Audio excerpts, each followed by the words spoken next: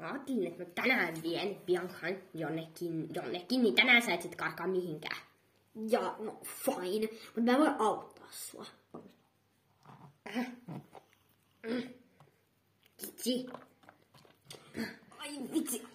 Mitä sä oot syönyt? Rehua. No niin, hyvästi. Tuu Bianca, mä vien sut jonnekin. Okei. Aamuraikas ja iloinen, varsinkin kun pääsee eroon parista hevosesta. Mitä Pertti oikein tekee tuolla? Ai mitä vitsiä! Yksi just ajoi mun päälle. Ei kiinnosta, ota noin hevoset jo. Mä tiedän, kuka tuolla autossa on. No ei välitä, nois mennään Bianca. Joo. Voucher, tää on tosi upea paikka. Tiedän, kun mä kävin 4 kakkaa.